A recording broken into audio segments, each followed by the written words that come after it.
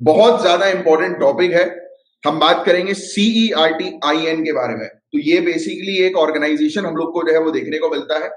2004 में जो है वो इसको बनाया गया था। इसका फुल फॉर्म याद रखना, CERT सी से शुरू नहीं होता है। Indian Indian computer, sorry cyber नहीं, computer, Indian computer emergency response team. क्या है? Indian computer emergency response team.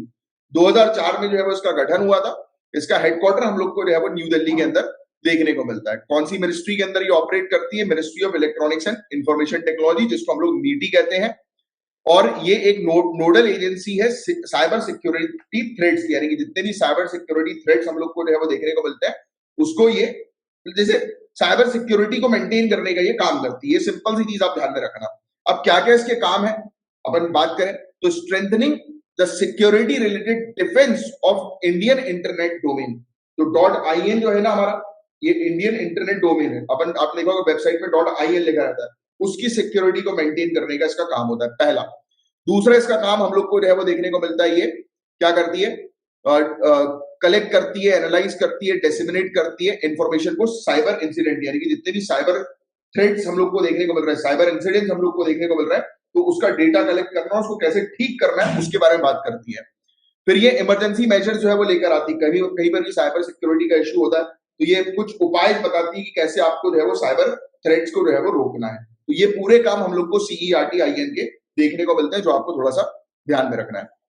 और एक और चीज आपको जो है वो थोड़ी सी ध्यान में ये रखनी है कि department of personnel and training, right, DOPT जिसको हम लोग जो है वो बोलते हैं, department of personnel and training जो है, उसने CERT-IN और ये department of personnel and training ऐसा बेसिकली डिपार्टमेंट है। आपने RTI का नाम सुना होगा, राइट टू इंफॉर्मेशन एक्ट।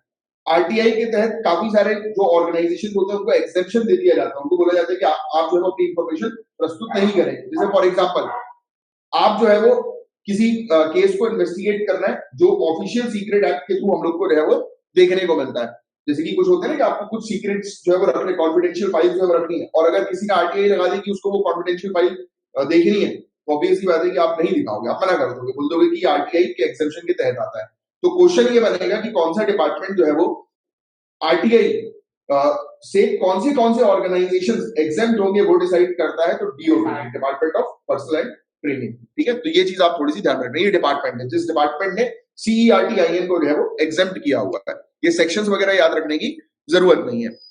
फिर इसके अलावा हम लोग को जो है वो देखने को मिलता है कि इसी की बात हो रही है, RTI की बात हो रही है, तो जैसे कई बार ऐसे मुद्दे हम लोग को जो है वो देखने को मिलते हैं जिनको पब्लिक स्क्रूटनी से हटा दिया जाता है, कॉन्फिडेंशियल मुद्दा, तो उसको जो है वो DOPT जो है वो सिक्योर करके रख देती है और एग्जाम कर देती है।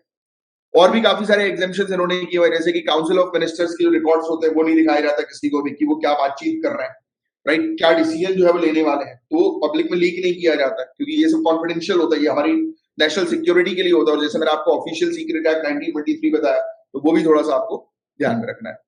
अब बताओ इसका क्या होगा करेक्ट आंसर?